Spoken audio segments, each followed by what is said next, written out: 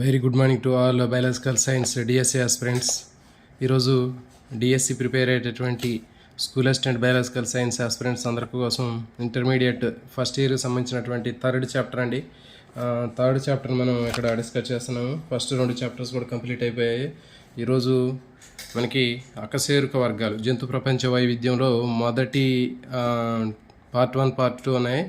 దీంట్లో మనకి జంతు ప్రపంచ వైవిధ్యంలో మనకి పార్ట్ 1లో అకశేరుకాల వర్గాలు ఉంటాయి, పార్ట్ 2లో సకశేరుక వర్గాలు అనేవి ఉంటాయి. సో కాబట్టి ఇది కూడా చాలా చాలా ఇంపార్టెంట్ అండి. మనకి ఇందులో ఏ ఏరియా నుంచి బిట్లు రావడానికి అవకాశం ఉంటుంది అనేది మనం ఇక్కడ డిస్కస్ చేద్దామండి.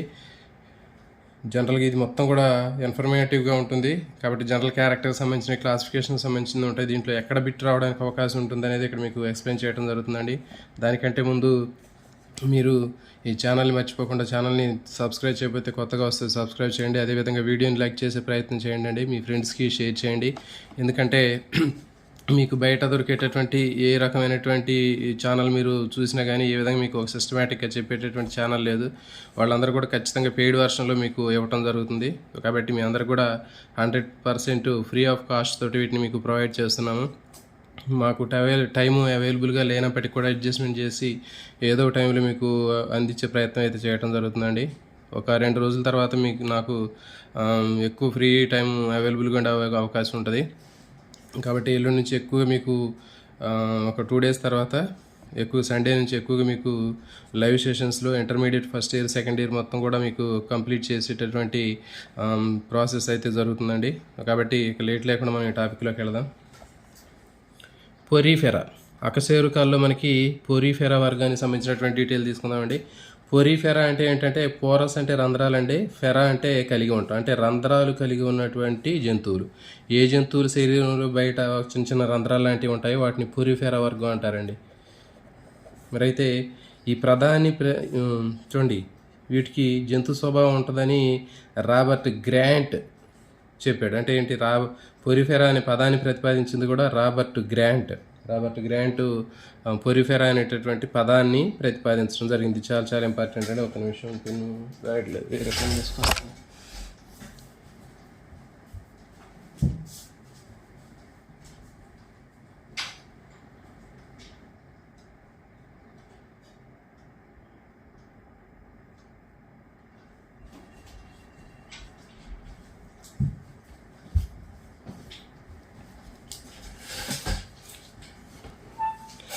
పోరిఫెరా అనేటటువంటి పదాన్ని ప్రతిపాదించింది ఏమని అడుగుతాడండి. రాబర్ట్ గ్రాంట్ పోరిఫెరా అనే పదాన్ని ప్రతిపాదించాడు. ఈ పోరిఫెరా వర్గానికి చెందినటువంటి జీవులు జనరల్గా స్పంజికలు అంటారండి. చాలా చాలా ఇంపార్టెంట్. స్పంజికలు అనేవి ఏ వర్గానికి చెందుతాయంటే పోరిఫెరా వర్గానికి చెందినటువంటివి స్పంజికలు.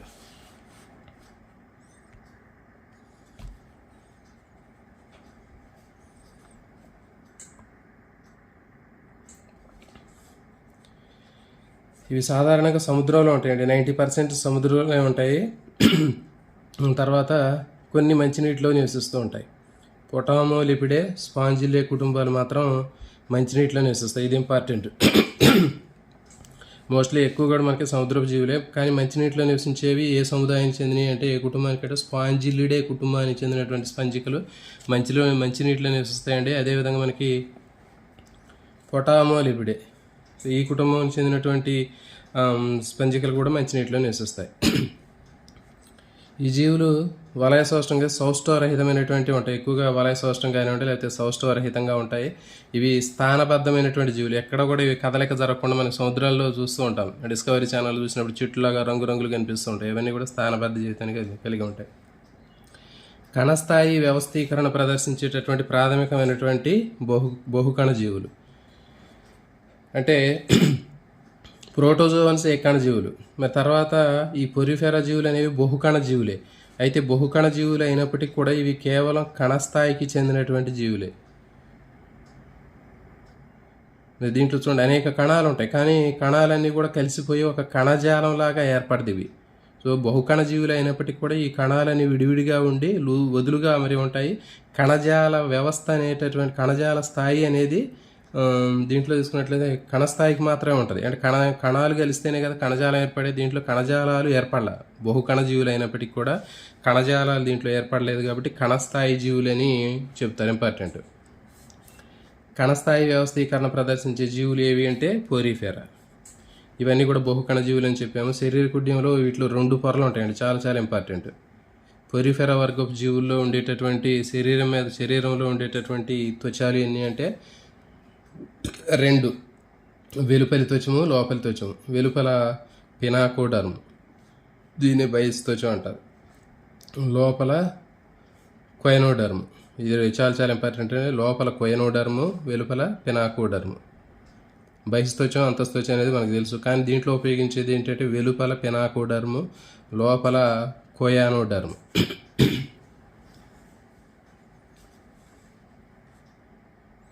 వీటి మధ్యలో ఒక జిగురులాగా ఉన్నటువంటిది ఉంటుందండి, దాన్ని మీసోహైల్ అంటారండి. ఇది కూడా చాలా ఇంపార్టెంట్. స్పంజికల్లో కుల్యా వ్యవస్థ ఉంటుంది. ఇది కూడా చాలా చాలా ఇంపార్టెంట్. స్పంజికల్లో ఉండేటటువంటి కుల్యా వ్యవస్థ ఈ క్రింది వాటిలో ఏ జీవుల్లో ఉంటుంది అని అడుగుతాడు.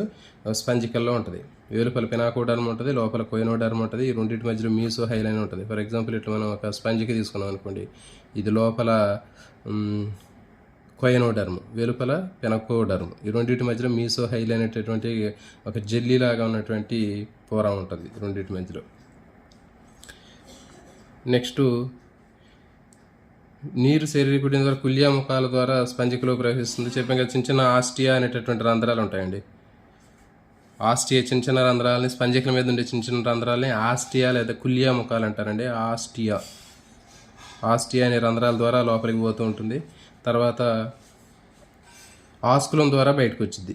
ఇక చూడండి, పైన ఆస్కులం అనేటటువంటి రంధ్రం ఉంటుంది. ఇక చూడండి, ఇది స్పంజికల్లో మనకి అనేక చిన్న చిన్న రంధ్రాలు ఉంటాయి. ఆస్టియా అంటారు, కుల్యా ముఖాలు అంటారు. వీటి ద్వారా నీరు అనేది లోపలికి పోయి అనేక రంధ్రాల ద్వారా లోపలికి పోయి ఒకే రంధ్రం ద్వారా బయటకు వచ్చింది.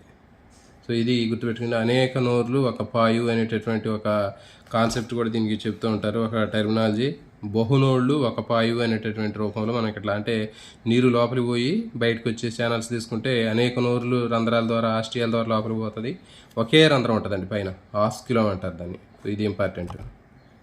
ఈ స్పంజిక కూరంలో పోయి, ఇది మొత్తం స్పంజిక కూరం లోపల దీంట్లో పోయి మళ్ళీ బయటకు వస్తుంది ఆస్క్యులం ద్వారా. తర్వాత వీటిలో ఆహార సేకరణ ఫిల్టర్ ఫీడింగ్ అంటారండి. గాలిత పోషణ విధానం అంటే ఈ నీటి ద్వారా వచ్చేటటువంటి రంధ్రాల ద్వారా నీటి ద్వారా వచ్చేటటువంటి ఆహార పదార్థాలు మొత్తం కూడా లోపల ఫిల్టర్ ద్వారా వాటికి ఉన్నటువంటి శైలికలు ఉంటాయి కణాలకి, వాటి ద్వారా అవి క్యాప్చర్ చేసి ఫుడ్ని లోపల తీసుకోవడం జరుగుతుంది. దీన్ని ఫిల్టర్ ఫీడింగ్ అంటారు, గాలిత పోషణ విధానం అంటారు. ఇది కూడా ఇంపార్టెంట్, స్పంజికల్లో ఉంటుంది ఇది. నెక్స్ట్, మొత్తం ఇంకా శ్వాసవాయువులు వినిమయం, వ్యర్థాలు తొలగించడం, ఇవన్నీ కూడా ఈ ప్రాసెస్లో జరుగుతుంటాయి. అంటే నీటి ప్రవాహం ద్వారా జరిగింది. నీరు లోపలికి పోవటం, స్పంజిక శరీరంలోకి నీళ్ళు లోపలికి పోయి శరీర కుహరంలో పోయి మళ్ళీ ఇట్లా బయటకు వచ్చేటప్పుడు ఈ ప్రాసెస్లో మనకి అనేక క్రియలు జరుగుతాయి. దీంట్లో శ్వాసక్రియ కానివ్వండి, వ్యర్థాలు తొలగించడం కానివ్వండి, వాయువులు వినిమయం, ఇవన్నీ కూడా దాంట్లో జరగడం జరుగుతుంది. తర్వాత స్పంజిక కూరాన్ని కుల్యను ఆవరించి క్వైనోసైట్స్ లేదా కాలర్ సెల్స్ ఉంటాయి. ఇంతకుముందు చెప్పాం మనం. లోపల ఆ స్పంజిక కూరం ఏదైతే ఉందో ఈ స్పంజిక కూరాన్ని ఆవరించి మనకి పల్సని పొర లాంటిది ఉంటుందని చెప్పాను. దాంట్లో కాలర్ సెల్స్ ఉంటాయండి. ఇది కూడా ఇంపార్టెంట్. క్వైనోసైట్స్ లేదా కాలర్ సెల్స్ అనేటటువంటివి దేంట్లో ఉంటాయని అడుగుతాడు. ఇట్లా ఉంటాయి కాలర్ సెల్స్, స్పంజికల్లో ఉంటుంది. తర్వాత జాంతభక్షక జీవులు, ఇవి కణాంతస్త జీర్ణక్రియ జరిగింది. నిల్వ ఆహారం థీసోసైడ్స్ అనేటటువంటి రూపంలో ఉంటుంది. ఇది ఇంపార్టెంట్ అండి. ఇవన్నీ కూడా మనకి జనరల్గా వీటిలో ఇక్కడ ఏమీ మనకి బిట్టేమీ లేదు. మీకు మోస్ట్ అసలు ఎక్కడ అడగడానికి అవకాశం ఉంది అనేటటువంటిది చెప్తున్నా. ప్రతిదీ లైన్ టు లైన్ ఇందులో మనకి చాలా ఉంటాయి కానీ అన్నీ అవసరం ఉండదు. మీకు ఎక్కడ బిట్టి అడుగుతారు అనేది ఇక్కడ చెప్తున్నాను. క్వైనోసైడ్స్ లేదా కాలర్ సెల్స్ ఎక్కడ ఉంటాయని అడుగుతాడు. పోరిఫెరా వర్గంలో ఉంటాయి, అది కూడా లోపల ఉంటాయి. అంటే లోపలి పొర ఉంది కదా క్వైనోడర్మ్, ఆ క్వైనోడర్మ్లో ఉండేటటువంటి సెల్స్ కాలర్ సెల్స్. నెక్స్ట్, దీంట్లో థీసోసైడ్స్ ఉంటాయి. నిల్వాహార పదార్థం థీసోసైడ్స్ అనేటటువంటి కణాల రూపంలో ఉంటుందండి. ఇది ఇంపార్టెంట్. పోరిఫెరా వర్గంలో ఉన్నటువంటి జీవుల్లో నిల్వ ఆహార పదార్థం ఏ రూపంలో నిల్వ ఉంటుంది అంటే థీసోసైడ్స్ రూపంలో ఉంటుంది. వీటిలో నాడీ కణాలు కానీ జ్ఞాన కణాలు కానీ ఉండవండి. అంటే నాడీ వ్యవస్థ అనేది వీటిలో డెవలప్ చెంది ఉండదు. డెవలప్ చెందకపోవడం వల్ల ఏంటంటే ఇవి ప్రేరణకు ప్రతిస్పందించవు. అంటే మొక్కల్లాగా దాదాపు మొక్కల్లాగా ఉంటాయి. వాటిని మనం పట్టుకొని డిస్టర్బ్ చేసినా లాగినా కానీ అవి రెస్పాండ్ అవ్వవు. వీటి మధ్య సమన్వయం అనేది ఉండదు. తర్వాత వీటిలో దేహానికి ఊతాన్ని ఇవ్వటానికి కాల్కేరియస్ లేదా సిలీషియస్ కంటకాలు లేదా స్పంజికా తంతువులు ఉంటాయండి. చాలా చాలా ఇంపార్టెంట్ వీటిది. స్పంజికల్లో ఉండేటటువంటి కంటకాలను గుర్తించండి అంటాడు. కాల్కేరియస్, సిలేషియస్ కంటకాలు, స్పంజికా కంటకాలు, స్పంజికా తంతువులు 3 ఉంటాయండి. పై 3 అని అంటాడు. కాబట్టి మీరు ఆన్సర్ ఏం చెప్పాలంటే పై 3 అని ఆన్సర్ చేయాలి. క్యాల్కేరియస్ కంటకాలు కాల్షియం కార్బోనేట్తో తయారవుతాయి. సిలీషియస్ కంటకాలు సిలికాన్ డయాక్సైడ్తో తయారవుతాయండి. నెక్స్ట్ వచ్చేసి స్పంజికా తంతువులు స్పాంజిన్ మెటీరియల్తో తయారవుతాయి. కాబట్టి 3 రకాలైనటువంటి బాడీలో ఇవి బాడీకి సపోర్టింగ్గా ఉండడానికి 3 రకాలైనటువంటి కంటకాలు ఉంటాయి. పై 3 లేనటువంటిది ఏది అని అడిగి ఈ 3 కాకుండా వేరే ఏదైనా ఇస్తే దాన్ని పెట్టుకోవాలి మీరు. సో కాబట్టి 3 కూడా ఉంటాయి. స్పెషల్గా మళ్ళీ వీటిలో ఏవి దేంట్లో ఉంటాయి అనేది నెక్స్ట్ మన క్లాసిఫికేషన్లో ఉంటుందండి. స్పంజికలు అన్నీ కూడా ఉభయలైంగిక జీవులు. అంటే మేల్ ఫీమేల్ రిప్రొడక్టివ్ పార్ట్స్ అన్నీ కూడా దాంట్లో నుండి ఒకే జీవి ఎగ్ని తర్వాత స్పెర్మ్స్ని ప్రొడ్యూస్ చేస్తుంది. సో కాబట్టి వీటిని ఉభయలైంగిక జీవులు, మొనీషియస్ అని చెప్తారు. తర్వాత అలైంగిక ప్రతిపత్తి ఖండీభవనం, లైంగిక ప్రతి సంయోగ బీజాలు జరుగుతుంది, అంతర్ఫలదీకరణం జరుగుతుంది, పూర్ణభంజిత పరోక్ష అభివృద్ధి జరుగుతుంది. సో ఇవి కూడా ఇదంతా కూడా మీకు ఏమీ అడగడండి ఇక్కడ. ఇవన్నీ ఏకలింగ జీవ, ఉభయలింగ జీవులా లేకపోతే అంతర్ఫలదీకరణ జరుగుతుందా, ఎట్లా జరుగుతుంది, ఇవన్నీ అడగడు. ఈ కంటకాలు ఇంపార్టెంట్ అండి. ఇక్కడ థీసోసైడ్స్ ఇంపార్టెంట్, తర్వాత కాలర్ సెల్స్ అనేవి ఇంపార్టెంట్, గాలిత పోషణము, తర్వాత కులియా వ్యవస్థ, పెనకోడర్ము, ఫైనోడర్ము, తర్వాత ఇంట్లో మంచినీటి జీవులు స్పోటాము, లెపిడే, స్పాంజిలిడే. ఇవి ఈ పదాన్ని ప్రతిపాదించింది రాబర్ట్ గ్రాంట్. సో ఈ విధంగా మీకు ఇంపార్టెంట్ మాత్రం ఎక్కువ అడగడానికి అవకాశం ఉంటుందండి. దీంట్లో లైన్ టు లైన్ తీసుకొచ్చి అడగడం ఎట్టి పరిస్థితుల్లో కూడా. నెక్స్ట్ మరి వీటిలో ఉండేటటువంటి లార్వాలు తీసుకున్నట్లయితే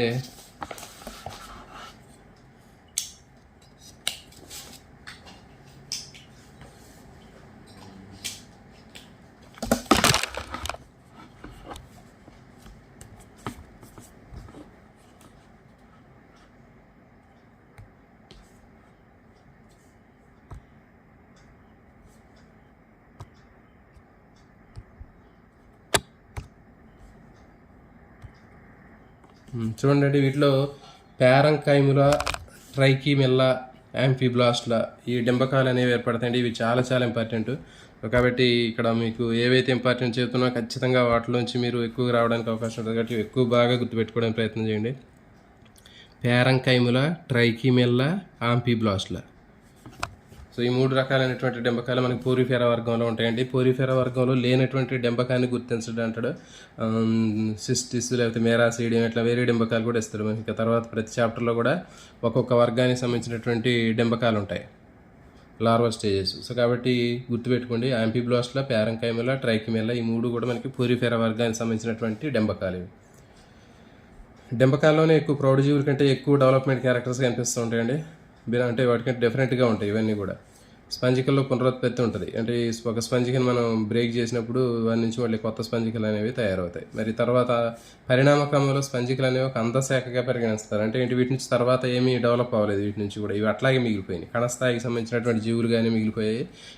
వీటి నుంచి తర్వాత జీవులు అనేవి ఏమీ ఏర్పడలేదు. ఇది ఇప్పుడు ఫర్ ఎగ్జాంపుల్ ఇప్పుడు మనం ఏదైనా ఒక వృక్ష వర్గీకరణ వర్గం తీసుకున్నట్లయితే వంశవృక్షం లాగా ఉన్నటువంటి వృక్షాన్ని తీసుకుంటే ఇప్పుడు ఒక వర్గం నుంచి ఇంకొక వర్గం ఏర్పడుద్ది, ఈ వర్గం నుంచి ఇంకొక వర్గం ఏర్పడుద్ది, అట్లా లేకపోతే 2-3 వర్గాలు ఏర్పడతాయి. అట్లా కాకుండా ఇదేంటంటే ఒక అందశాఖలాగా ఏర్పడింది. ఫర్ ఎగ్జాంపుల్ ఇక్కడ నుంచి ఒక శాఖ ఏర్పడి ఇది పోరిఫెరా ఇటు పక్కకు పోయి ఒక బ్రాంచ్ లాగా ఉంటుంది.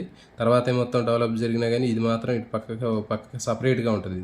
దీని నుంచి ఇక నెక్స్ట్ డెవలప్మెంట్ అనేది ఏమీ జరగలేదు, జీవపరిణామం. ఎగ్జాంపుల్ సైకాను, యూప్లెక్టల్లా, స్పాంజిల్లా, యూస్పాంజిల్లా అండి. యూస్పాంజి ఇవి చాలా చాలా ఇంపార్టెంట్ గుర్తుపెట్టుకోండి. తర్వాత పోరిఫెరా వర్గంలో ఉన్నటువంటి మనకి విభాగాలు తీసుకున్నట్లయితే వర్గీకరణలో 3 విభాగాలు ఉంటాయండి. కాల్కేరియా, ఎగ్జాక్టినెల్లిడా, డెమోస్పాంజియా. సో ఈ 3 రకాలైనటువంటి విభాగాలు అనేవి ఉంటాయి. సో వీటి గురించి చూద్దాము. చాలా చాలా ఇంపార్టెంట్ అండి.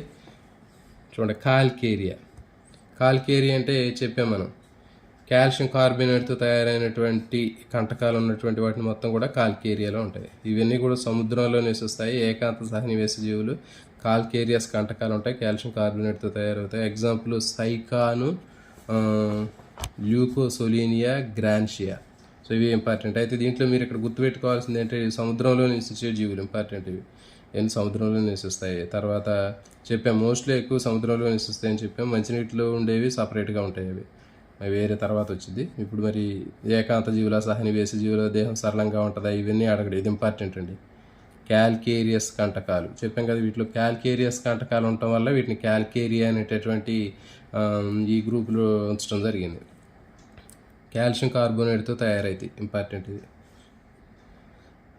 సైకాను, ల్యూకోసోలీనియా, గ్రాన్షియా అండి. ఈ మూడు ఇంపార్టెంట్ గుర్తుపెట్టుకోండి. ఇవి కూడా ఎగ్జాంపుల్స్ కూడా గుర్తుపెట్టుకోవాలి. సైకాను, ల్యూకోసోలీనియా, గ్రాన్షియా ఇవి కూడా ఇంపార్టెంట్. నెక్స్ట్ హెగ్జాక్టినెలిడా. సో ఇవి కూడా సముద్రపు జీవులే. చెప్పాం కదా, ఇది లోతైన సముద్రంలో నివసిస్తాయని చెప్పాం. కాబట్టి మీరు మొత్తం గుర్తుపెట్టుకోండి, అన్నీ కూడా సముద్రపు జీవులే. మంచినీటి జీవులు ఎక్కడ ఉన్నాయనే చెబుదాం. కాబట్టి ఏకాంత జీవులు, తర్వాత ఇది కూడా అవసరం లేదు. కంటకాలు సిలికాన్తో నిర్మితమైనవి, ఇది గుర్తుపెట్టుకోండి. ఇప్పుడు కాల్కేరియా అంటే మనకి అర్థమవుతూనే ఉంది, కాల్షియం కార్బోనేట్, కాబట్టి ఇక్కడ కాల్కేరియా అంటే కాల్షియం కార్బోనేట్. ఇది ఈజీగానే గుర్తుపెట్టుకోవచ్చు. నెక్స్ట్ హెగ్జాక్టినెలిడా అంటే ఇక్కడ గుర్తుపెట్టుకోండి, ఇది సిలికాతో తయారైంది. కంటకాలు అనేటటువంటి వీటిలో సిలికాన్ డయాక్సైడ్ అనేటటువంటి గాజు లాంటి పదార్థం ఉంటుంది. మనకి గాజు ఉంటుంది కదా, గాజు మెటీరియల్, గ్లాస్, ఆ గ్లాస్ మెటీరియల్ లాగా మనకి షైనీగా మెరుస్తూ ఉంటాయి అవి. సో ఇట్లా సెమీ ట్రాన్స్పరెంట్గా, మనకి ట్రాన్స్పరెంట్గా ఇట్లా గ్లాస్ లాగా కనిపిస్తూ ఉంటాయి, గాజు గ్లాసులాగా. ఇది హెగ్జాక్టినెలిడా అండి. ఇది కంటకాలు సిలికాతో తయారైతే దాన్ని సిలికాన్ డయాక్సైడ్ అంటారు. 6 కిరణాలు ఉంటాయి వీటిలో. ఇవి చెప్పాం కదా, కంటకాలు అనేవి ఇట్లా మనకి 6 కిరణాలలాగా మనకి ఇట్లా కనిపిస్తూ ఉంటాయి. నక్షత్రం ఆకారంలో 6 కిరణాలు లాంటివి కనిపిస్తూ ఉంటాయి. ఎగ్జాంపుల్స్ యూప్లెక్టెల్లా, వీనస్ పూలబుట్ట అంటారండి దీన్ని, వీనస్ ఫ్లవర్ బాస్కెట్ అంటారు. చాలా చాలా ఇంపార్టెంట్. హైలోనేమా, గాజు తాడు స్పంజిక, ఇది కూడా చాలా చాలా ఇంపార్టెంట్ అండి. ఇది నేమ అంటే ఏంటి, తాడు. సో గాజు తాడు స్పంజికి, చూడటానికి ఒక గాజు తాడు లాగా ఉంటుంది, పొడవైనటువంటి ఒక గాజు తాడు లాగా కనిపిస్తుంది, దానికి గాజు తాడు స్పంజిక్ అంటారు. ఇంపార్టెంట్. తర్వాత యూప్లెక్టెల్లా అంటే వీనస్ ఫ్లవర్ బాస్కెట్ అంటారు. వీనస్ పూలబుట్ట లేదా పూల సజ్జ, పూలబుట్ట అంటారు. ఇది చాలా చాలా ఇంపార్టెంట్ అని గుర్తుపెట్టుకోండి. సో ఇప్పుడు మనకి ఇక్కడ రెండింటిని నేర్చుకున్నాం. కాల్కేరియాలో ఉండే అన్నీ కూడా వీటిలో క్యాల్కేరియస్ కంటకాలు ఉంటాయి. ఓకే, దీని గురించి మీకు ఈజీగా ఇక్కడ మనం గుర్తుపెట్టుకోవచ్చు.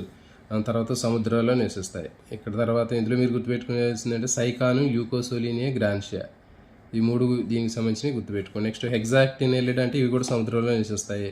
తర్వాత కంటకాలు మాత్రం ఇది ఒకటి గుర్తుపెట్టుకోవాలి. హెగ్జాక్టినెలిడాలో కంటకాలు దేంతో తయారైతే సిలికాన్ డయాక్సైడ్, దాన్ని సిలికా కంటకాలు అంటారు. దీంట్లో కిరణాలలాగా ఉంటాయి, షట్ కిరణాలలాగా. యూప్లెక్టెల్లా వీనస్ ఫ్లవర్ బాస్కెట్, ఇది తర్వాత హైలోనియం ఇంపార్టెంట్. నెక్స్ట్ మూడవది డెమోస్పాంజియా అండి. ఈ డెమోస్పాంజియాలో ఉండేటటువంటి అన్నీ కూడా ఏంటంటే సముద్రంలో ఉంటాయి, మంచినీటి స్పంజికలు కూడా ఉంటాయి. ఇది ఇంపార్టెంట్ ఇక్కడ. అంటే మొత్తం గుర్తుపెట్టుకోండి, ఓవరాల్గా పొరిఫెరాలో ఉన్నటువంటి అన్నీ కూడా మనకి సముద్రంలో ఉంటాయి. కానీ కేవలం మనకి మంచినీటిలో ఉండేటటువంటి స్పంజికలు ఏ కుటుంబానికి చెందుతాయి అని అడుగుతాడండి. సో ఏ విభాగానికి చెందుతాయి అంటే మనకు గుర్తుపెట్టుకుంటే డెమోస్పాంజియా, ఇది చాలా చాలా ఇంపార్టెంట్. డెమోస్పాంజియాలో ఉన్నటువంటి స్పంజికలు అనేవి కొన్ని మంచినీటిలో నివసిస్తాయి. అంటే మంచినీటిలో నివసించేవి డెమోస్పాంజియా కుటుంబానికి సంబంధించినవి. ఇంపార్టెంట్ ఇది. ఇవన్నీ కూడా సహనివేశ జీవులు. అస్థిపంజరం షట్కిరణం ఆకారంలో లేనటువంటి సిలికాన్ కంటకాలు లేదా స్పాంజిన్ కంటకాలు రెండూ ఉంటాయి, లేకపోతే ఏది లేకుండా ఉంటాయి. చెప్పాం కదా. ఇప్పుడు ఇందులో గుర్తుపెట్టుకుంటే డెమోస్పాంజియాలో ఉండేటటువంటి కంటకాలు తీసుకున్నట్లయితే ఇంతకుముందు దీంట్లో 6 కిరణాల ఆకారంలో ఉన్నటువంటి సిలికాన్ కంటకాలు ఉంటాయని చెప్పాం. అలాంటివి 6 కిరణాలు లేనటువంటి సిలికాన్ కంటకాలు ఉంటాయి. అంటే సిలికాన్ కంటకాలు ఉంటాయి, 6 కిరణాలు ఉండవు దీంట్లో. తర్వాత స్పాంజిన్ పోగులు కూడా ఉంటాయి, లేకపోతే ఏవి లేకుండా ఉంటాయి. సో కాబట్టి ఇక్కడ గుర్తుపెట్టుకోండి, డెమోస్పాంజియాలో 2 రకాలైనటువంటి కంటకాలు ఉంటాయి. ఏవేంటంటే సిలికాన్ కంటకాలు ఉంటాయి, తర్వాత స్పాంజిన్ కంటకాలు అనే స్పాంజిన్తో తయారైనటువంటివి కూడా ఉంటాయి. సో ఈ 2 దీంట్లో ఉంటాయి. సో ఇది గుర్తుపెట్టుకోండి. దీనికి సంబంధించిన ఎగ్జాంపుల్ ఏంటంటే స్పాంజిల్లా, మంచినీటి స్పంజిక్ అంటారు. ఇది మంచినీటిలో నివసించేటటువంటి స్పంజిక్. చెప్పాం కదా అన్నీ సముద్రంలో ఉంటాయని. స్పాంజిల్లా అనేది మంచినీటిలో ఉంటుంది. నెక్స్ట్ యూస్పాంజియా, స్నానపు స్పంజిక అంటారు. అంటే దీన్ని మనం బాడీ స్నానం చేసేటప్పుడు రుద్దుకోవడానికి మనకి ఒక స్క్రబ్బర్ లాగా పనిచేసింది. ఇది యూస్పాంజియా అంటారు దీన్ని. చెలైన, డెడ్ మ్యాన్ ఫింగర్ అంటారు. అంటే దీని ఇది చూడటానికి ఎట్లా ఉంటుంది, చచ్చిపోయిన డెడ్ బాడీకి వేళ్ళు ఎట్లా ముడిసిపోయి ఎట్లా ఉంటాయో మనకి అట్లా కనిపిస్తూ ఉంటాయి. సో ఈ డెడ్ మ్యాన్ ఫింగర్స్ అంటారండి. ఇవి కూడా చాలా చాలా ఇంపార్టెంట్. పేర్లు కూడా, జనరల్ నేమ్స్ కూడా చాలా ఇంపార్టెంట్, గుర్తుపెట్టుకోండి. డెడ్ మ్యాన్ ఫింగర్స్ అనేటటువంటి ఈ స్పంజికకు ఉన్నటువంటి పేరు దేన్ని గుర్తించండి అని అంటే చెలైన. స్నానపు స్పంజికను గుర్తించండి అని అడుగుతాడు, యూస్పాంజియా. మంచినీటి స్పంజికను గుర్తించండి అంటాడు, స్పాంజిల్లా. గుర్తుపెట్టుకోండి, యూస్పాంజియా అనేది స్నాన స్పంజిక, స్పాంజిల్లా అనేది మంచినీటి స్పాంజిక. సో ఇదండి దీనికి సంబంధించింది. ఈ చాప్టర్లో మీరు ఈ విధంగా చదువుకుంటే సరిపోతుంది. దీంట్లో కంటకాలు చాలా ఇంపార్టెంట్. తర్వాత వాటికి సంబంధించినటువంటి ఏ గ్రూప్లో ఉన్నాయి వాటికి సంబంధించినటువంటి ఎగ్జాంపుల్ చాలా చాలా ఇంపార్టెంట్. నెక్స్ట్ సిలెంటరేటా. సిలెంటరేటా తీసుకున్నట్లయితే సిలెంటరేటాకి నిడేరియా అని కూడా పేరండి. నిడేరియా అనేది పేరు వచ్చింది నిడోబ్లాస్ట్ సెల్స్ అనేటటువంటి కణాలు ఉంటాయి. తెలుగులో అయితే దంశ కణాలు అంటారు. ఈ దంశ కణాలు అనేవి ఇట్లా ఉంటాయి. దీంట్లో కొన్ని హిప్నోటాక్సిన్ అనే విష పదార్థం ఉండి ఇది శత్రుజీవుల్ని చంపడానికి లేకపోతే ఆత్మరక్షణ కోసం ఉపయోగపడతాయి కాబట్టి దంశ కణాలు అంటారు. వాటిని ఇంగ్లీష్లో అయితే నిడోబ్లాస్ట్ సెల్స్ అంటారు. సో ఆ నిడోబ్లాస్ట్ సెల్స్ ఉన్నాయి కాబట్టి దీన్ని నిడేరియా అని పేరు పెట్టారు. మరి సిలెంటరేటా అనేది పేరు పెట్టారంటే వీటిలో సిలెంటిరాన్ అనేటటువంటి ఒక ఖాళీ ప్రదేశం ఉంటుంది. ఫర్ ఎగ్జాంపుల్ సిలెంటరేటాలో హైడ్రా ఉంటుంది. ఇప్పుడు హైడ్రా ఉందనుకోండి, దీంట్లో లోపల శరీరం లోపల ఇవి సో ఇట్లా మనం తీసుకున్నట్లయితే హైడ్రా అనుకుంటే లోపల ఒక ఖాళీ ప్రదేశం ఉంటుంది. ఇదంతా కూడా ఖాళీ స్పేస్. ఇదంతా ఈ ఖాళీ స్పేస్ని ఏమంటారంటే జఠర ప్రసరణ కుహరం అంటారు. అంటే ఫర్ ఎగ్జాంపుల్ మనం ఒక వాటర్ బాటిల్ తీసుకున్నాం అనుకోండి, ఆ వాటర్ బాటిల్లో మనకి ఇది ఒక వాటర్ బాటిల్ అనుకుంటే పైన ఇట్లా మూతలాగా ఉంటే లోపల మొత్తం కూడా స్పేస్ ఉంటుంది కదా, ఖాళీ స్పేస్. లేకపోతే ఒక ఫ్లాస్క్ తీసుకున్నట్లయితే దాంట్లో 2 పొరలు ఉంటాయి వేడి బయటికి పోకుండా ఉండటానికి. ఒక థర్మాస్ ఇది ఇన్సులేటర్ లాగా పనిచేసేటటువంటి ఒక లేయర్ ఉంటుంది, దాని బయట ఇంకొక మనకి ఆ గ్లాసు సంబంధించినటువంటి స్టీల్ గ్లాసు సంబంధించినటువంటి కోటింగ్ ఉంటుంది. లోపల వాటర్ బాటిల్ వాటర్ పోసుకోవడానికి స్పేస్ ఉంటుంది. అట్లా దీంట్లో ఒక ఖాళీ స్పేస్ ఉంటుంది. దాన్ని ఏమంటారంటే జఠర ప్రసరణ కుహరం అంటారు. ఇంగ్లీష్లో అయితే సిలెంటిరా అంటారు. కాబట్టి జఠర ప్రసరణ కుహరము లేదా సిలెంటిరాను కలిగి ఉన్న వాటిని సిలెంటరేటా అంటారు. తర్వాత నిడోబ్లాస్ట్ దంశ కణాలు కలిగిన వాటిని నిడేరియా వర్గం అని చెప్తారు. తర్వాత ఇవన్నీ కూడా ఎక్కువ సముద్ర జీవులు. తర్వాత ఏకాంతంగా ఉంటాయి, లేకపోతే స్థానబద్ధ జీవితాన్ని గడుగుతుంటాయి, గుంపులుగా ఉంటాయి. ఇవన్నీ అవసరం లేదు మనకి. తర్వాత వ్యాసార్థ సౌష్టవం ఇంపార్టెంట్. ఇది నిడేరియా వర్గంలోని అన్నీ కూడా మనకి వ్యాసార్థ సౌష్టం అంటే ఎట్లా ఉంటాయండి, స్తూపాకారంగా మనకి ఇట్లా కనిపించేవి వ్యాసార్థ సౌష్టం. మనకి ఇట్లా కేరా దోసకాయలు ముక్కలు కట్ చేస్తే ఎట్లయితే మనకి అన్నీ ఇట్లా పీసులు లాగా వస్తాయో, దీని ప్రతి ఒక్క దాన్ని సెంటర్ నుంచి చూస్తే మనకి సర్కిల్ సమానమైనటువంటి భాగాలు కనిపిస్తుంటాయి. సో ఇట్లా మనకి ఇవి వ్యాసార్థ సౌష్టం గుర్తుపెట్టుకోండి. కేరాన్ని మనం కట్ చేసినప్పుడు ఎట్లా అన్ని సర్కిల్ లాగా మనకి రింగిల్ లాగా వస్తాయో, సో దీని బాడీని కూడా అట్లా నిలువు యాక్సిస్ నుంచి కట్ చేసినప్పుడు వర్టికల్గా ఇట్లా ఆ యాక్సిస్ని సెంట్రల్ యాక్సిస్ని బేస్ చేసుకున్నట్టు కట్ చేస్తే సమానమైనటువంటి భాగాలు చాలా వస్తాయి. సో దీన్ని ఏమంటారంటే వ్యాసార్థ సౌష్టం, రేడియల్ సిమెట్రీ అంటారండి, ఇంపార్టెంట్ ఇది. నెక్స్ట్ కానీ దీంట్లో సిఎన్ఎం మాత్రం ద్వివ్యాసార్థ సౌష్టవాన్ని కలిగి ఉంటుంది. సో ఇది ఇంపార్టెంట్ గుర్తుపెట్టుకోండి. ద్విపార్శ్వ సౌష్టము తర్వాత వ్యాసార్థ సౌష్టం రెండింటి లక్షణాలు కలిగి ఉంటుంది ఇది. సో కాబట్టి ద్వివ్యాసార్థ సౌష్టం ఇది ఇంపార్టెంట్. పెక్యులర్గా అన్నిట్లో కూడా వ్యాసార్థ సౌష్టం ఉంటుందని గుర్తుపెట్టుకోండి. కానీ సిఎన్ఎంలో మాత్రం ద్వివ్యాసార్థ సౌష్టం అనేది ఉంటుంది, ఇంపార్టెంట్ ఇది. తర్వాత వీటి శరీరంలో స్పర్శకాల్లో కుట్టే కణాలు అనేటువంటి దంశ కణాలు అనేవి ఉన్నాయి. మరి కుట్టే అంటే మామూలుగా మనం బట్టలు కుడతాం కదా, ఆ కుట్టడం కాదు, మనకి చీమలు కుట్టాయి అని చెప్తాం కదా, ఆ విధంగా కుట్టేటటువంటి కణాలు ఉంటాయి. వాటిని నిడోబ్లాస్ట్ సెల్స్ అంటారు, లేకపోతే నిడోసైట్స్ అంటారు. మరి ఉండటం వల్ల ఇవి నిడేరియా అని పేరు వచ్చిందని ఇంపార్టెంట్. దంశ కణాలు అంటిపెట్టుకోవడానికి ఉపయోగపడతాయి, ఏదైనా ఆధారాన్ని అంటిపెట్టుకోవడానికి ఉపయోగపడతాయి, లేకపోతే ఆత్మరక్షణ కోసం ఉపయోగపడతాయి. ఇవి ఇంకా మనకి తీసుకున్నట్టయితే ఏముంటాయి కదా, వాటిని ఏమంటారు, క్రాబ్స్, పీతలు. ఆ పీతల శరీరం మీద కూడా అంటుకుంటాయి. పైన పెంకు మీద అంటుకొని వాటితో పాటు వేరే చోటకి వెళ్తూ ఉంటాయి. సో ఈ విధంగా అవి సింబయాసిస్ని కూడా ప్రదర్శిస్తుంటాయి. కాబట్టి ఇట్లా అంటిపెట్టుకోవడానికి, బండరాలకు అంటిపెట్టుకోవడానికి వేరే జీవి మీద ఎక్కి కూర్చొని చక్కగా వెళ్తూ ఉంటాయి. ఈ ఆత్మరక్షణ కోసం కూడా ఉపయోగపడతాయి. భోజ్య జీవిని పట్టుకోవడానికి కూడా ఉపయోగపడతాయి. ఏదైనా ఫర్ ఎగ్జాంపుల్ ఏదైనా చిన్న దానికంటే ఆహారం జీవి కనపడితే దాంట్లో విషం ఎక్కించి దాన్ని చంపేసి తింటూ ఉంటాయి. సో ఇది ఇంపార్టెంట్. దంశ కణాలు కేవలం దంశ కణాలు అనేవి కేవలం సిలెంటరేటా లేకపోతే నిడేరియా వర్గపు జీవుల్లోనే ఉంటాయండి, ఎక్కడా ఉండవు, గుర్తుపెట్టుకోండి. తర్వాత ఇవి కణజాల స్థాయిని ప్రదర్శించేటటువంటి మొదటి విస్తరిత జీవులు. చాలా చాలా ఇంపార్టెంట్. ఎట్లాంటివి అడుగుతారండి ఇవి చెప్పిన మన ఇంతకుముందు. పొరిఫెరాలో ఉన్నటువంటి మాత్రం కణస్థాయికి చెందిన జీవులే. ఎందుకంటే కణాలు ఉన్నాయి కానీ కణజాలాలు ఏర్పడలే. ఇక్కడ మాత్రం ఆ కణాలన్నీ కూడా కలిసిపోయి కణజాల స్థాయి ఏర్పడింది. కణజాలాలు ఏర్పడాయి కాబట్టి ఇది కణజాల స్థాయికి చెందినటువంటి విస్తరిత జీవులు మొట్టమొదటివి. అంటే 2 పొరలు ఉంటాయి. అవి కూడా విస్తరిత జీవులు, పోరిఫెరా జీవులు. వాటిలో కూడా బహిస్తోచం ఉంటుందని చెప్పాం, అంతస్తోచం ఉంటుందని చెప్పాం. బహిస్తోచాన్ని పెనాకోడర్మా అని చెప్పాం, అంతస్తోచాన్ని క్వైనోడర్మా అని చెప్పాం. కాబట్టి ద్విస్తరిత జీవులు. వీటిలో కూడా ద్విస్తరిత జీవులు అంటే బహిస్తోచం, అంతస్తోచం 2 ఉంటాయి. కానీ వీటిని ఆ పేరుతో పిలవరు, పెనాకోడర్మ, క్వైనోడర్మ అని. ద్విస్తరిత బహుకణ జీవులు కణజాల స్థాయికి చెందిన మొట్టమొదటి ద్విస్తరిత జీవులు అని అడిగితే మాత్రం నిడేరియా. కణ స్థాయికి చెందిన మొట్టమొదటి ద్విస్తరిత జీవులు అంటాడు పోరిఫెరా. సో గుర్తుపెట్టుకోండి, కణ స్థాయికి చెందిన ద్విస్తరిత బహుకణ జీవులు అంటే పోరిఫెరా. కణజాల స్థాయికి చెందిన ద్విస్తరిత బహుకణ జీవులు అంటే నిడేరియా. సో ఇది ఇంపార్టెంట్ అండి. ఇప్పుడు మనం బహిస్తోచం, అంతస్తోచం చెప్పాం కదా. వాటి తర్వాత శరీరం మధ్యలో ఉండేటటువంటి ఖాళీ ప్రదేశాన్ని జఠర ప్రసరణ కుహరం అని చెప్పాం, లేదా సిలెంటిరా అని అంటారు. మరి ఇందులో మొత్తం ఏంటంటే తీసుకున్నటువంటి ఆహారం ఆ సంచి లాంటి దాంట్లో పోయి లోపల ఉన్న ఖాళీ ప్రదేశం జఠర ప్రసరణ కుహరం సిలెంటిరాన్లో పోయి అక్కడ మొత్తం ఫుడ్ మొత్తం డైజెషన్ అయినటువంటి ఫుడ్ మొత్తం కూడా మిగిలిన పార్ట్స్కి ట్రాన్స్పోర్ట్ అవ్వటం జరిగింది. సో ఇది దీనికి సంబంధించింది అండి, ఇంపార్టెంట్ ఇది. నెక్స్ట్, ఈ జీవుల్లో పాయువు అనేది ఉంటుందండి, ఒకే రంధ్రం ఉంటుంది చెప్పాం మనం. వీటిలో పాయువు లేనటువంటి జంతువు చాలా చాలా ఇంపార్టెంట్.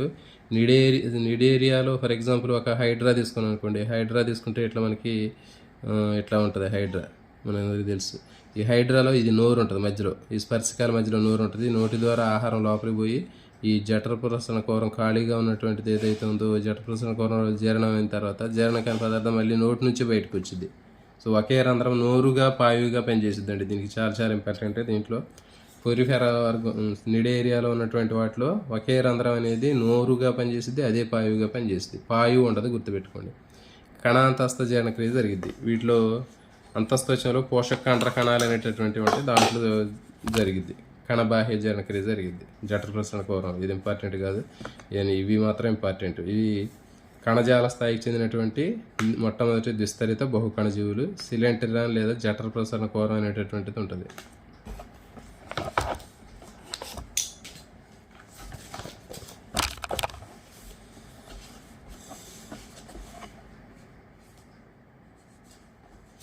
తర్వాత వీటిలో నాడీ వ్యవస్థ అనేది స్టార్టింగ్ స్టేజ్లో ఉంటుందండి. ఇంతకుముందు చెప్పిన మనం పోరిఫెరాలో ఎలాంటి ప్రేరణ ప్రతిస్పందించదని చెప్పాము, అందులో వాటి నాడీ వ్యవస్థ లేదు కాబట్టి. కానీ దీంట్లో మొట్టమొదటిసారిగా ఒక నాడీ వ్యవస్థకు సంబంధించి ఒక ప్రాథమిక నాడీ వల లాంటిది ఏర్పడిద్దండి. డిఫ్యూజ్డ్ నెర్వ్ నెట్ అంటారు, అట్లా మనకి కనిపిస్తుంది. ఫర్ ఎగ్జాంపుల్ ఇక్కడ మనకి ఒక హైడ్రా తీసుకుంటే, ఇది హైడ్రా అనుకుంటే, దీంట్లో మనకి ఇట్లా మనకి నాడీ కణాలు అనేవి కనిపిస్తుంటాయి. సో ఇట్లా మనకి డిఫ్యూజ్డ్ నాడీ కణాలు అనేవి ఇట్లా మనకి ఒకదానితో కనెక్ట్ అయ్యి కనిపిస్తుంటాయి. కాబట్టి మొట్టమొదటిసారిగా ఒక నాడీ వ్యవస్థ ప్రాథమిక స్థాయిలో ఉన్నటువంటి నాడీ వ్యవస్థ ఏర్పడింది ఎందులో అంటే నిడేరియా. అందుకని ఇవి ప్రేరణకి ప్రతిస్పందిస్తూ ఉన్నాయి. ఇంపార్టెంట్ గుర్తుపెట్టుకుంటే, ప్రాథమిక నాడీవల అనేది నెట్వర్క్ రూపంలో ఉన్నటువంటి నాడీవల, ప్రాథమిక వ్యాపిత నాడీవల దీంట్లో మొట్టమొదటిసారిగా ఏర్పడిందంటే నిడేరియాలో ఏర్పడిందండి. చాలా చాలా ఇంపార్టెంట్ ఇది. నెక్స్ట్, మెడుసా రూపాల్లో సంతులన కోశాలు అనేటటువంటి జ్ఞానాంగాలు ఉంటాయి. దీంట్లో ఇంకో ముఖ్యమైనటువంటి అంశం ఏంటంటే మనకి పాలిప్ మెడూసా. సో ఇవి చాలా చాలా ఇంపార్టెంట్ అండి. పాలిప్ మెడ్యూసా అనేటటువంటి దశలు ఏ వర్గంలో ఉంటాయని అడుగుతాడు. సో ఇది మనకి సిలెంటరేటా గుర్తుపెట్టుకుంటే నిడేరియా లేదా సిలెంటరేటా. మరి ఇది పాలిప్ అనేటటువంటిది ఎట్లా ఉంటుంది అంటే స్తూపాకారంగా ఉంటుంది. ఇది గుర్తుపెట్టుకుంటే ఇది స్తూపాకారంగా ఉంటుంది, ఇది గొడుగు ఆకారంలో ఉంటుంది. గొడుగు ఆకారంలో ఉండేది మెడ్యూసా. మరి దీన్ని గుర్తుపెట్టుకోవడానికి కోడ్ ఉంటుంది. ఎట్లా అంటే ఇప్పుడు మెడ్యూసా అనేటటువంటి దశ గొడుగు ఆకారంలో ఉంటుందని చెప్పాను.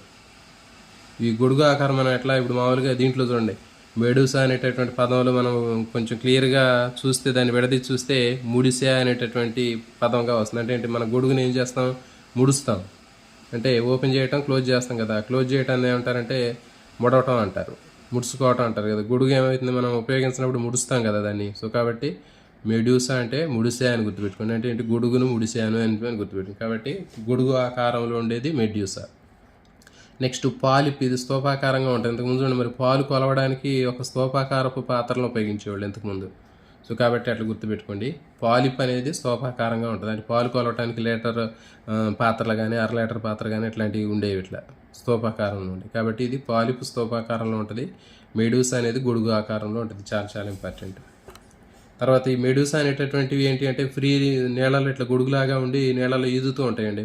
మనకి ఇంతకుముందు మనం చూస్తూనే ఉంటాం పైసీలియా కానివ్వండి, ఇట్లాంటివి మనకి నీళ్ళల్లో మనకి కనిపిస్తూ ఉంటాయి. ఇట్లా ఇవి గొడుగు ఆకారంలో నీళ్ళలో మునిగిపోకుండా ఉండడానికి ప్రత్యేకంగా సంతులన కోశాలు అనేవి ఉంటాయండి. ఇవి చాలా చాలా ఇంపార్టెంట్. ఇవి ఉండటం వల్ల ఏంటంటే నీళ్ళలో మునిగిపోకుండా బ్యాలెన్సింగ్ కోసం ఉపయోగపడతాయి. ఇది ఇంపార్టెంట్. నెక్స్ట్ దీంట్లో కాల్షియం కార్బోనేట్తో నిర్మితమైనటువంటి బాహ్య అస్థి పంజరం ఉంటుంది కొన్నిట్లో.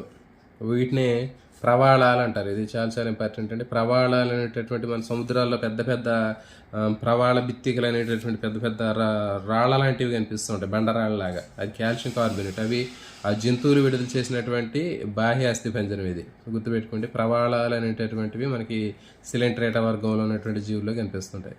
తర్వాత దీంట్లో 2 రకాలైనటువంటి జీవకాలు ఉంటాయని చెప్పాము, పాలిఫ్, మెడ్యూసా. సో ఇవి ఇంపార్టెంట్ అండి. పాలిఫ్ అనేది స్థానబద్ధ జీవి, ఓకేనా. ఇది స్తూపాకారాన్ని కలిగి ఉంటుందని చెప్పాము, ఇది ఇంపార్టెంట్. పాలిఫ్ స్థానబద్ధ జీవి, స్తూపాకారంగా ఉంటుంది. తర్వాత ఎగ్జాంపుల్ హైడ్రా ఎడామ్సియా. ఇప్పుడు చెప్పాం కదా, హైడ్రా మనకి తెలుసు ఇది ఎట్లా ఉంటుంది, స్తూపాకారంగా ఉంటుంది. హైడ్రా ఎడామ్సియా. నెక్స్ట్ మెడ్యూసా గొడుగు ఆకారంలో ఉంటుందండి. ఇది కూడా చాలా చాలా ఇంపార్టెంట్. మెడ్యూసా అనేది గొడుగు ఆకారంలో ఉంటుంది. ఇది గొడుగు ఆకారంలో ఉంటుందని చెప్పాము, ఇది చాలా చాలా ఇంపార్టెంట్, గుర్తుపెట్టుకోండి. ఇవి స్వేచ్ఛగా ఈదేటటువంటివి చెప్పాం కదా, నీళ్లలో ఈదుతుంటాయి అని చెప్పాము. మరి మెడ్యూసాలు ఈదేటప్పుడు మునిగిపోకుండా సంతులన కోశాలు అనేటటువంటివి ఉంటాయి బ్యాలెన్సింగ్ కోసం. ఎగ్జాంపుల్ అరీలియా. వీటిని జెల్లీ ఫిషెస్ అంటారండి, ఇంపార్టెంట్. జెల్లీ ఫిషెస్ అనేటటువంటివి మెడ్యూసా ఆకారంలో ఉంటాయి. కొన్ని ఏరియాలో ఉన్నటువంటి 2 రకాలైనటువంటి జీవకాలు ఉంటాయని చెప్పాము. ఇప్పుడు చెప్పాం పాలిఫ్, మెడ్యూసా అనేటటువంటి 2 రూపాల్లో కనిపిస్తూ ఉంటాయి. ఇది వాటి జీవిత చరిత్ర. ఒకదానికొకటి ఆల్టర్నేటివ్గా వస్తుంటాయండి. దీన్ని తరాల ఏకాంతరత అంటారు, చాలా చాలా ఇంపార్టెంట్. ఫర్ ఎగ్జాంపుల్ ఇది మెడ్యూసా స్టేజ్ అని, పాలిఫ్ స్టేజ్. ఈ పాలిఫ్ స్టేజ్ నుంచి ఇవి మేల్ ఫీమేల్ గ్యామెట్స్ని రిలీజ్ చేసిన తర్వాత, సంయుక్త బీజం ఏర్పడిన తర్వాత అది ఒక సాసరాకారంలో మారి నీళ్లలో ఈదుకుంటూ తర్వాత ఏమైందంటే ఇది మళ్ళీ మెడ్యూసా పాలిఫ్ స్టేజ్కి వచ్చింది. కాబట్టి ఇక్కడ మెడూసా అనేది గొడుగు ఆకారంలో నీళ్లలో స్వేచ్ఛగా ఈదే దశ. తర్వాత ఈ పాలిప్ అనేది స్తూపాకారంగా ఉండి బండరాలు కంటు పెట్టుకునేటటువంటి దశ. కాబట్టి మళ్ళీ ఇది వచ్చింది, దీని నుంచి మళ్ళీ మెడూసా వచ్చింది. మెడూసా నుంచి స్థానబద్ధమైనటువంటి పాలిప్ వచ్చింది. ఈ పాలిప్ నుంచి స్వేచ్ఛగా ఈదేటటువంటి మెడూసా వస్తుంది. సో ఇట్లా వీటి లైఫ్ సైకిల్ అనేది స్థానబద్ధ జీవితాన్ని, తర్వాత స్వేచ్ఛగా ఈదేటటువంటి జీవితాన్ని, స్తూపాకారపు పాలిపు స్టేజ్ని గొడుగు ఆకారంలో ఉన్నటువంటి మెడూసా స్టేజ్ తోటి ఆల్టర్నేట్ చేస్తూ ఉంటుంది దీని లైఫ్ సైకిల్ మొత్తం కూడా. అందుకే దీన్ని తరాల ఏకాంతరత అంటారండి, చాలా చాలా ఇంపార్టెంట్. దీన్ని తరాల ఏకాంతరత అంటారు, ఇది ఇంపార్టెంట్.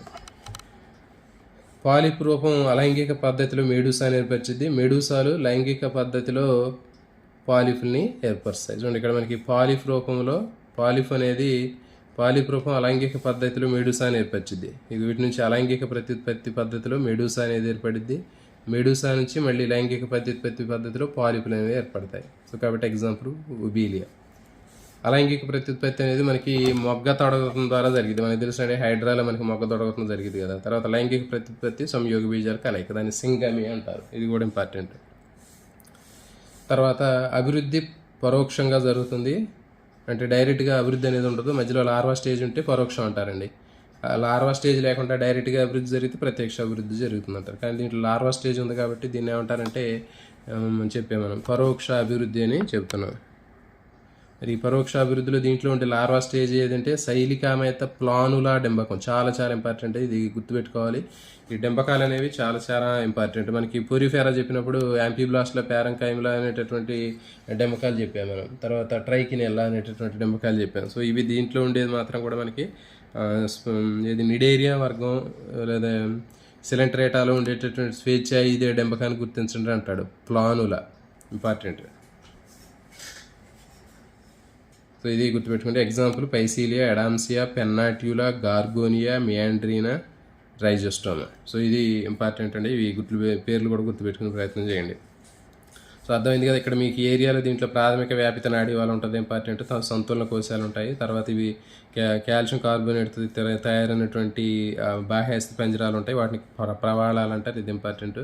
వీటిలో మనకి 2 రకాలైనటువంటి జీవకాలు ఉంటాయి, వాటిని పాలిఫ్, మెడ్యూసా అని చెప్తారు. పాలిఫ్ అనేది స్తూపాకారంగా ఉంటుందని చెప్పాము. మెడూసా గొడుగు ఆకారంలో ఉంటుందని చెప్పాము. పాలిఫ్ అనేది స్థానబద్ధంగా ఉంటుంది. మెడూసా అనేది నేలల్లో స్వేచ్ఛగా ఎత్తుందని చెప్పాము. తర్వాత దీంట్లో అరీలియా, జెల్లీ ఫిష్లు ఇవన్నీ కూడా మెడూసాకి ఎగ్జాంపుల్. పాలిఫ్ రూపాలు అనేవి తీసుకుంటే మనకి ఇది హైడ్రా, అడామ్సీ అనేవి పాలిఫ్ రూపాలు. తర్వాత ఈ తరాల ఏకాంతరతను ప్రదర్శిస్తాయి. అంటే పాలిఫ్ రూపం నుంచి మెడూసాలు, మెడూసా నుంచి పాలిఫ్లు ఏర్పడతాయి కాబట్టి దీన్ని తరాల ఏకాంతరత అంటారు. తర్వాత ఎక్కువగా ఇది తీసుకున్నట్టయితే దీంట్లో ప్లానుల అనేటటువంటి డెంబకం ఉంటుంది. సో ఇవి దీనికి సంబంధించిన ఇంపార్టెంట్ అండి. నెక్స్ట్ దీంట్లో మనకి వర్గీకరణ తీసుకున్నట్లయితే దీంట్లో 3 విభాగాలు అనేవి ఉంటాయండి. ఇవి చాలా చాలా ఇంపార్టెంట్. హైడ్రోజోవా, స్కైపోజోవా, యాంథోజోవా. మరి ఒక్కొక్క దానికి వాటికి సంబంధించినటువంటి పెక్యులర్ క్యారెక్టర్స్ ఉంటాయి. అవి ఎట్లా ఉంటాయి ఇప్పుడు మనం చూద్దాం.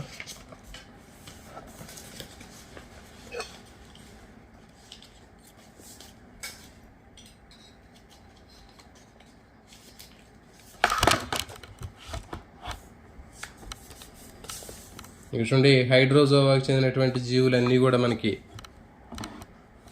హైడ్రోజోవాలో ఉన్నటువంటి జీవులన్నీ కూడా ఏకాంత జీవులు అని చెప్పాము, లేదా సహనివేశ జీవులు ఇట్లాంటివి అడగడండి. తర్వాత జీవ చరిత్రలో స్నానబద్ధ అలైంగిక రూపం పాలిఫ్ నుంచి స్వేచ్ఛగీత లైంగిక మెడూసా అనేటటువంటి రూపాలు ఏకాంతంగా ఏర్పడతాయని చెప్పాం కదా. తరాల ఏకాంతరత ఇక్కడ మనకి హైడ్రోజోవాలో కనిపిస్తూ ఉంటుంది. దీంట్లో ఉబీలి ఎగ్జాంపుల్ అని చెప్పాము. మధ్యశ్లేష్మ స్థలం ఉంటుంది, ఇది కూడా అడగడు. తర్వాత సిలెంట్రాన్ అవిభక్తంగా ఉంటుంది, ఇట్లాంటిది కూడా అడగడు. దంశ కణాలు ఇవి ఇంపార్టెంట్ అండి. ఇక్కడ చూడండి, హైడ్రోజోవాలో దంశ కణాలు కేవలం బాహ్య చర్మంలో మాత్రమే ఉంటాయి, ఇది ఇంపార్టెంట్. దంశ కణాలు కేవలం బాహ్య చర్మంలో మాత్రమే ఉండేటటువంటి సిలెంట్రేటా జీవులు ఏ విభాగానికి చెందుతాయి అంటే హైడ్రోజోవా. గుర్తుపెట్టుకోండి, దంశ కణాలు అనేవి కేవలం బాహ్య త్వచంలో మాత్రమే ఉంటాయి. నెక్స్ట్ బీజ కణాలు అనేవి బాహ్య త్వచం నుంచి ఏర్పడతాయి. కాబట్టి గుర్తుపెట్టుకోండి, హైడ్రోజోవాలో దంశ కణాలు, బీజ కణాలు బాహ్య త్వచం నుంచి ఏర్పడతాయి. ఇది దీంట్లో మనం గుర్తుపెట్టుకోవాల్సిందండి. ఇవి 2 ఇంపార్టెంట్, ఇవి అర్థమవుతుంది కదా. సో కాబట్టి ఇప్పుడు హైడ్రోజోవాలో దంశ కణాలు ఎక్కడి నుంచి ఏర్పడతాయి అంటే గుర్తుపెట్టుకోండి, బాహ్య త్వచం నుంచి ఏర్పడతాయి. బీజ కణాలు కూడా బాహ్య త్వచం నుంచి ఏర్పడతాయి, ఇంపార్టెంట్. బహురూపకతను ప్రదర్శిస్తాయి, ఇంపార్టెంట్ అండి. హైడ్రోజోవా విభాగానికి చెందినటువంటి జంతువులు బహురూపకతను ప్రదర్శిస్తాయి. అంటే ఒకటే అనేక రూపాల్లో ఉంటుంది, చెప్పాం కదా, అందుకని దీన్ని బహురూపకత అంటారు. ఇందులో అనేక రూపాలు ఉంటాయి కాబట్టి ఒక్కొక్క జీవిని, ఒక్కొక్క రూపాన్ని జీవకాలు అంటారు, వీటిని జూవాయిడ్స్ అంటారు, ఇంపార్టెంట్. ఎగ్జాంపుల్ పైసేలియా. గుర్తుపెట్టుకోండి, దీంట్లో హైడ్రోజోవాలో మీరు గుర్తుపెట్టుకునేది ఏంటి అంటే ఇక్కడ మీరు చెప్తున్నా, దంశ కణాలు, బీజ కణాలు బాహ్య త్వచం నుంచి ఏర్పడతాయి, బహురూపకతను ప్రదర్శిస్తాయి. ఇంట్లో అనేక రూపాలు కలిగి ఉంటాయి, వీటిని జూవాయిడ్స్ లేకపోతే జీవకాలు అంటారు. ఎగ్జాంపుల్ పైసేలియా. తర్వాత హైడ్రా, మంచినీటి పాలిపు హైడ్రా ఎగ్జాంపుల్. తర్వాత ఉబీలియా, సీఫర్ అంటారండి, important. Portuguese man of war Physalia. ఇవి చాలా చాలా ఇంపార్టెంట్ అండి. ప్రతిదీ కూడా మీకు బ్రాకెట్లో ఇచ్చేటటువంటి వీటికి సంబంధించినటువంటి ఆ జనరల్ నేమ్స్ కూడా ఖచ్చితంగా వీటి మీద అడుగుతాడండి. మంచినీటి పాలిఫ్ ఏది అంటే హైడ్రా అంటారు. సీఫర్ అని దేని పిలుస్తారంటే ఉబీలియా అంటారు. అంటే తెరసాపలాగా ఉంటుంది, ఇది సముద్రపు తెరసాపలాగా ఉంటుంది, సీఫర్ అంటారు. తర్వాత పైసీలియా, పోర్చుగీస్ మ్యాన్ ఆఫ్ వార్ అంటారు. అంటే ఇప్పుడు మనకి పోర్చుగీస్ వారు వాళ్ళకి సంబంధించినటువంటి యుద్ధ నౌకలు, ఫిరంగులు ఏవైతే ఉంటాయో వాటిలో శక్తివంతమైనటువంటి వాళ్ళ ఆయుధాలు ఎట్లా ఉంటాయో వీటికి కూడా చెప్పామని. వీటి స్పర్శకాలు ఉంటాయి, దాంట్లో కుట్టే కణాలు, దంశ కణాలు ఉండి శత్రుజీవులను ఎదుర్కోవడానికి ఉపయోగపడే దానికి దీన్ని పోర్చుగీస్ మ్యాన్ ఆఫ్ వార్ అంటారండి. ఇది ఇంపార్టెంట్, గుర్తుపెట్టుకోండి. పైసీలియా ఇవన్నీ కూడా హైడ్రోజోవా సంబంధించినవి. నెక్స్ట్ స్కైపోజోవా. రెండోది స్కైపోజోవా. దీన్ని తీసుకున్నట్టయితే మీసోగ్లియా అత్యధికంగా పెట్టిన జెల్లీ ఫిషెస్ అంటారు. వీటిలో ఎక్కువగా మీసోగ్లియా అధికంగా ఉండటం వల్ల వీటిని జెల్లీ లాంటిది ఎక్కువ ఉంటుంది కాబట్టి జెల్లీ చేపలు అంటున్నారు, గుర్తుపెట్టుకోండి. మెడూసా మెడూసా ఆకృతిలో ఉన్న ఏకాంత జీవులు, నోటి చుట్టూ 4 ముఖభాగాలు ఉంటాయి. సిలిండర్ 4 గదులు, కొన్ని కాలువలు వ్యక్తం అవుతాయి. ఇవన్నీ కూడా మధ్యశ్లేష అంబియోసైడ్స్ ఉంటాయి. ఇవి ఇంపార్టెంట్ కదండి, ఇది మీకు ఇంపార్టెంట్ ఇక్కడ. వీటిలో దంశ కణాలు అనేవి బాహ్య చర్మంలోను అంతఃచర్మలోను ఉంటాయి. అంటే ఇంతకుముందు చూడండి, హైడ్రోజోవాలో దంశ కణాలు, తర్వాత బీజ కణాలు బాహ్య త్వచం నుంచి ఏర్పడతాయని చెప్పిన, కానీ దీంట్లో దంశ కణాలు బాహ్య చర్మంలోను అంతఃచర్మలోనూ ఉంటాయి. దీంట్లో కూడా ఇవి కూడా చాలా చాలా ఇంపార్టెంట్. అంతఃత్వచము బాహ్య త్వచం నుంచి రెండిట్లోంచి ఏర్పడతాయి. దంశ కణాలు బాహ్య చర్మంలోను అంతఃచర్మంలోనూ ఉంటాయని చెప్పాం, కానీ అక్కడ కేవలం దంశ కణాలు అనేవి బాహ్య చర్మంలోనే ఉంటాయని చెప్పామండి, గుర్తుపెట్టుకోండి. ఇక్కడ మీరు కన్ఫ్యూజ్ కాకుండా ఉండటానికి గుర్తుపెట్టుకోండి, హైడ్రోజోవాలో కేవలం బాహ్య త్వచం నుంచి ఏర్పడతాయి దంశ కణాలు. ఇక్కడ మాత్రం దంశ కణాలు బాహ్య చర్మం నుంచి అంతఃచర్మం నుంచి కూడా ఏర్పడతాయి. నెక్స్ట్ బీజ కణాలు అనేటటువంటివి అంతఃత్వచ నుంచి ఏర్పడతాయి. ఇవి గుర్తుపెట్టుకోండి. హైడ్రోజోవాలో బీజ కణాలు అనేవి బాహ్యత్వచ నుంచి ఏర్పడతాయి, ఇక్కడ అంతఃత్వచ నుంచి ఏర్పడతాయి. Example Aurelia, jellyfish, moon jelly అంటారు, రైజోస్టోమా. సో ఇది గుర్తుపెట్టుకోండి. స్కైపోజోవాలో మనకి వీటిని జెల్లీ చేపలు అంటారు, అది ఒకటి గుర్తుపెట్టుకోవాలి ఇక్కడ మీరు. తర్వాత దీంట్లో దంశ కణాలు, తర్వాత బీజ కణాలు ఎక్కడి నుంచి ఉత్పత్తి అవుతున్నాయో ఇంపార్టెంట్ అండి. దంశ కణాలు బాహ్య చర్మం, అంతఃచర్మం రెండింటి నుంచి ఏర్పడతాయి. తర్వాత బీజ కణాలు అనేవి అంతఃత్వచ నుంచి ఏర్పడతాయి. నెక్స్ట్ యాంథోజోవా. యాంథోజోవా తీసుకున్నట్టయితే యాంథోజోవాలో దీన్ని యాక్టినోజోవా అని కూడా అంటారండి, ఇంపార్టెంట్ ఇది. మరి జీవుల్ని సీ ఎనిమోన్స్ అంటారు, ఇది ఇంపార్టెంట్. సిలెంట్రేటాలో ఏ విభాగానికి చెందినటువంటి జీవుల్ని మనకి సీ ఎనిమోన్స్ అంటారు అంటే యాంథోజోవా లేదా యాక్టినోజోవాకి చెందినటువంటి జీవుల్ని సీ ఎనిమోన్స్ అంటారు. ఇవి స్థానబద్ధ జీవులు, పాలిప్రోపాలు మాత్రమే ఉంటాయండి, ఇది గుర్తుపెట్టుకోండి. కేవలం ఈ పాలిప్రోపాలు మాత్రమే కలిగి ఉన్నటువంటి జీవులు ఏ సముదాయం చెందితే అంటే యాక్టినోజోవా లేదా యాంథోజోవా. సిలింట్రా అనే గదులుగా చెంది విభక్తంగా ఉంటుంది, మీసెంట్రీలు అంటారు, మధ్య స్లేస్ ఇది ఇంపార్టెంట్. దంశ కణాలు బాహ్య చర్మము, అంతఃచర్మంలో ఉంటాయండి. ఇవి చెప్తున్నాం కదా, మూడింటికి కూడా మనకి దంశ కణాలు బాహ్య చర్మంలో ఉంటాయి, అంతఃచర్మంలో ఉంటాయి అని అక్కడి నుంచి ఏర్పడతాయి అని అడుగుతారు. దంశ కణాలు బాహ్య చర్మంలోను అంతఃచర్మంలోను రెండిట్లో ఉంటాయండి. బీజ కణాలు అనేవి అంతఃచర్మం నుంచి ఏర్పడతాయి. ఇది గుర్తుపెట్టి, బీజ కణాలు అనేవి అంతఃత్వచ నుంచి ఏర్పడతాయి. కాబట్టి బీజ కణాలు అనేవి అంతఃత్వచ నుంచి ఏర్పడతాయి. ఇందులోంచి ఇక్కడ మనకి ఆంతోజోవాలో బీజ కణాలు దేని నుంచి ఏర్పడతాయి అంటే అంతఃత్వచ నుంచి ఏర్పడతాయి, ఓకేనా. తర్వాత మరి స్కైపోజోవాలో బీజ కణాలు ఎందు నుంచి ఏర్పడతాయంటే ఇది కూడా అంతఃత్వచ నుంచి ఏర్పడతాయి. నెక్స్ట్ హైడ్రోజోవాలో బీజ కణాలు అనేవి బాహ్యత్వచ నుంచి అంతఃత్వచ నుంచి ఏర్పడతాయి. సో ఇది మనకి గుర్తుపెట్టుకుంటే హైడ్రోజోవాలో బీజ కణాలు అనేటటువంటి బాహ్యత్వచ నుంచి మాత్రమే ఏర్పడతాయి. స్కైపోజోవాలో బీజ కణాలు అనేవి అంతఃత్వచ నుంచి ఏర్పడతాయి. తర్వాత దీంట్లో యాక్టినోజోవాలో బీజ కణాలు అంతఃత్వచ నుంచి ఏర్పడతాయి. తర్వాత మరి ఎక్కడెక్కడ ఉంటాయి దంశ కణాలు ఎక్కడ ఉంటాయి అనేది తీసుకున్నట్లయితే దంశ కణాలు అనేవి బాహ్య చర్మంలో ఏర్పడతాయి, బాహ్య చర్మంలో ఉంటాయి మనకి దంశ కణాలు అనేవి. తర్వాత స్కైపోజోవాలో దంశ కణాలు బాహ్య చర్మంలో ఉంటాయి, అంతఃచర్మంలో కూడా ఉంటాయి. నెక్స్ట్ యాంథోజోవాలో దంశ కణాలు అనేవి బాహ్య చర్మంలో ఉంటాయి, అంతఃచర్మంలో ఉంటాయి. సో ఇవి రాసుకునేటప్పుడు ఒక చోట రాసుకుంటే మీకు క్లియర్గా ఉంటుంది. వీటికి ఎగ్జాంపుల్స్ ఎడామ్సియా, సి ఎనిమోన్ అంటారండి, ఎగ్జాంపుల్ ఇది సి ఎనిమోన్ ఎడామ్సియా అంటారు. కొరాలియం రూబ్రం, ప్రసక్తమైనటువంటి ఎరుపు శిలాప్రావరణ, ఎర్రగా కనిపిస్తుంటుందండి, ఇది మనకి కారం రంగులో కనిపిస్తూ ఉంటుంది, కొరాలియం అంటారు. నెక్స్ట్ గార్గోనియా, సముద్రపు విసనకర్ర ఆకారంలో ఉంటుంది. నెక్స్ట్ పెన్నాట్యూలా, పెన్ను ఆకారంలో ఉంటుంది, సముద్రపు కలవ అంటారు. సో ఇది దీనికి సంబంధించిందండి. సో ఇది ఈరోజు సెషన్ అండి. మళ్ళీ తర్వాత వీలుంటే నైట్ సెషన్లో దీన్ని నెక్స్ట్ కంటిన్యూ చేద్దామండి. ఇంకా మాకు రేపు ఒక్కనాడు ఉంటుంది. రేపు ఒక్కనాడు అయిపోతే ఎల్లుండి నుంచి ఎక్కువ ఫ్రీ అయ్యే అవకాశం ఉంటుంది. కాబట్టి మ్యాక్సిమం మీకు సంబంధించినటువంటివన్నీ కూడా వీడియోలు మీకు షేర్ చేయడానికి ప్రయత్నం చేస్తానండి. అందరికీ ప్రిపేర్ అయ్యేటువంటి ఆస్పిరెంట్స్ అందరు కూడా ఆల్ ది బెస్ట్, బాగా ప్రిపేర్ అవ్వండి. Thank you for watching.